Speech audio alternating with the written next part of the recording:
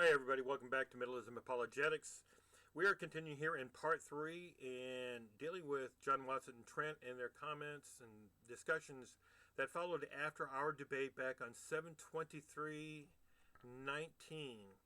I left and they continued on with the comments, and so I have been kind of responding to these comments that they made afterwards.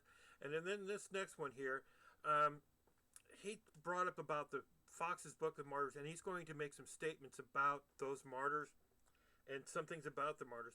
And I am going to, well,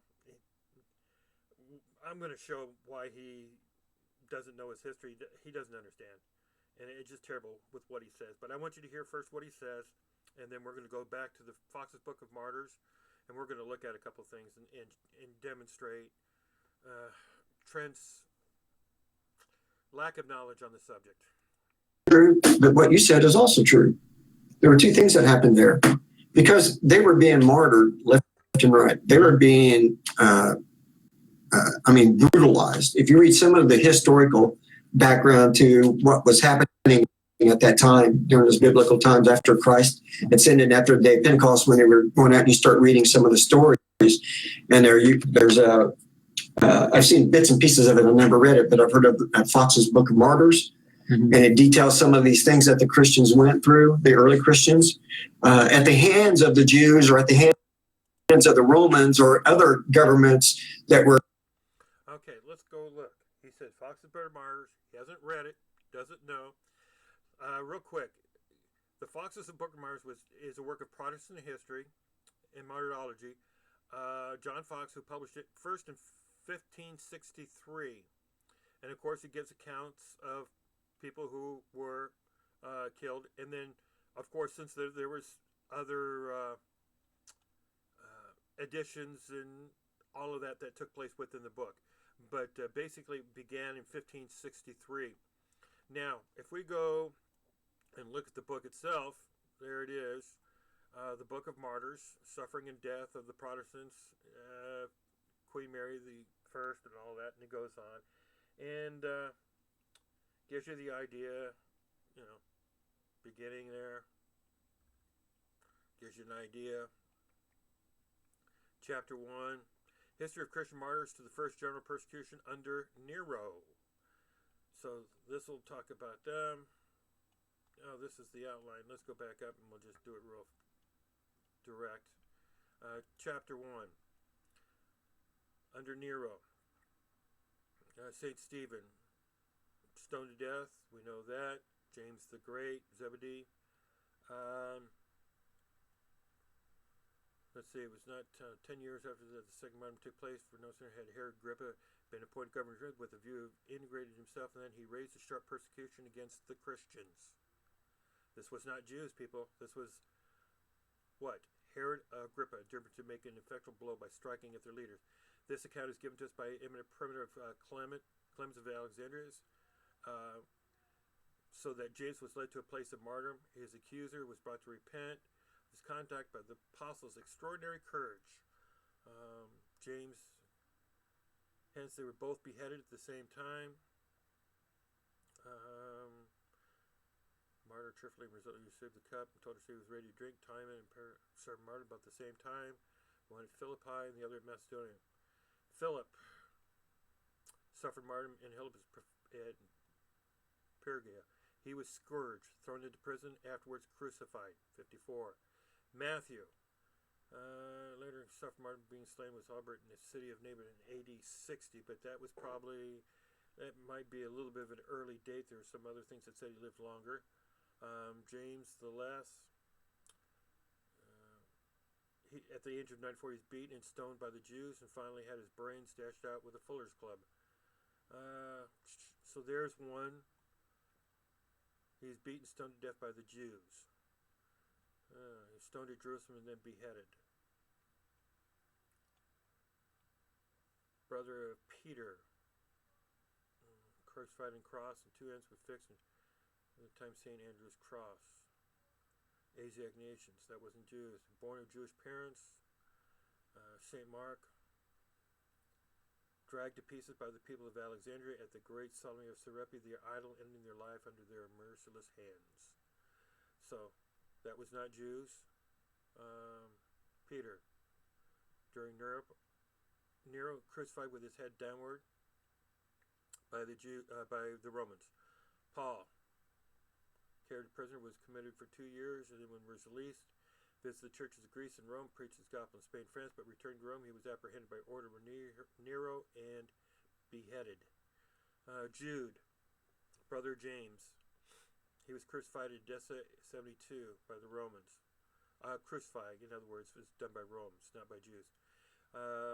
Preaches, translates the Gospel of Matthew, India, cruelly crucified by impatient idolaters, cruelly beaten. Didymus, was martyred, being thrust through with a spear, hanged on an olive tree, later crucified in AD 74, surname Zealot, Simon. AD 70, Simon the Zealot. He lived afterwards. John, cauldron of boiling, he escaped a miracle without injury. Domitian afterwards banished him to the island of Patmos. So this is based on all his historical research. Taking place about AD 70, Cyprus, Barnabas. That could have been a little bit of a later date. So, the first one is under Nero. He contrived all kinds of manners of punishment for Christians. Particularly, he had some sewn up the skins of wild beasts, then worried by dogs till they expired. And he had some sewn up in the skins of wild beasts. So when the wild beasts were there, they would tear them up. Others, he dress shirts were stiff with wax, fixed axle trees, and set on fire.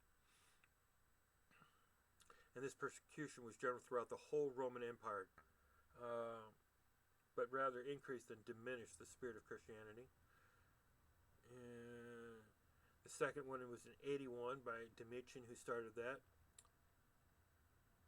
All the energy and committed to be put to death. St. John, Flavia, the daughter of Roman senator, was likewise banished to Pontus. Among Christians increased.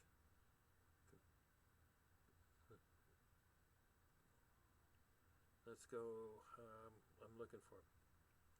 Found their clubs, beat him with so dreadful a manner that he expired of the bruises 2 days later. Third persecution under Trajan, 108.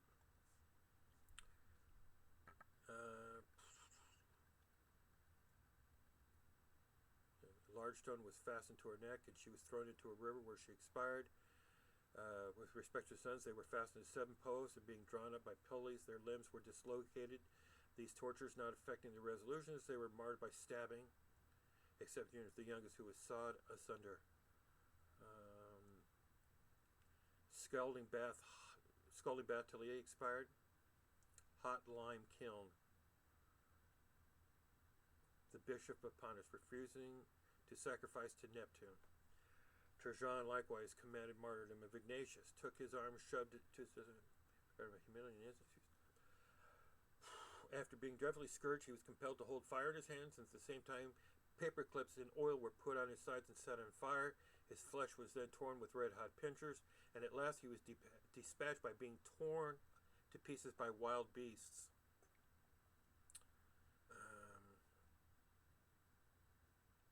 I'm looking at some of the other things, trying to find Marcus Aurelius. Some of these martyrs were obliged to pass with their already wounded feet over thorns, nails, sharp shells, and stuff.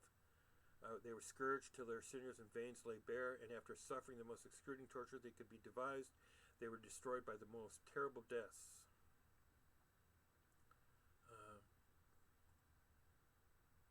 Were seeking for him escape, but was discovered. He was, however, carried before the precomes, condemned and burnt in the marketplace. 12 other Christians who had been intimate with Polycarp were soon after martyred. Pearson assured that they should stand movable in the flames of their kindling. The faggots encircled his body like an arch without touching, but the executioner, on seeing this, was ordered to pierce him with a sword. When so great a quantity of blood flowed out, it extinguished the fire, but his body, at the instigation of the enemies of the gospel, especially Jews, there's one with the Jews, right, were ordered to be consumed in the pile, and the requested friends who wished to give it to Christian burial rejected. They were never collected as bones, as possible, and decently interred. Polycarp. Minister, Carpus. Devout Christian, 7 sons. They educated with beheaded.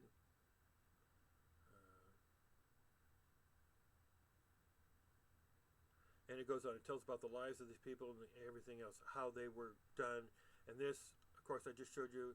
This is chapter 2 up into 108, 177,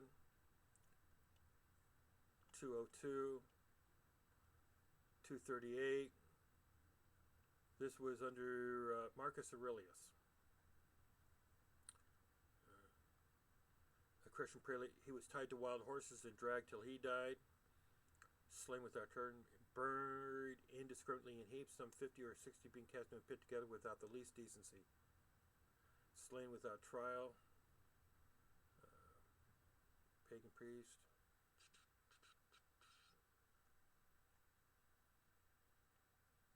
Okay, so this goes on, of course. Look, yeah, see 235. That was interesting because services. We go back.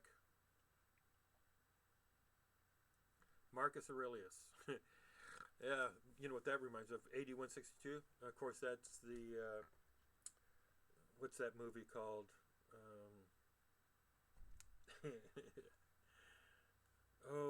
Well, we know the movie. My mind's not there. But, okay, so there's Fox's Book of Martyrs. We've explained it all. You've looked at it. Now let's listen to his comments. Under control of Rome, that they did to appease these Jews, to keep them from revolting, because there were so many Jews. They basically had countries outnumbered. And so, no, it never explained once that why these people were killed by Jews because to make the Romans happy at all.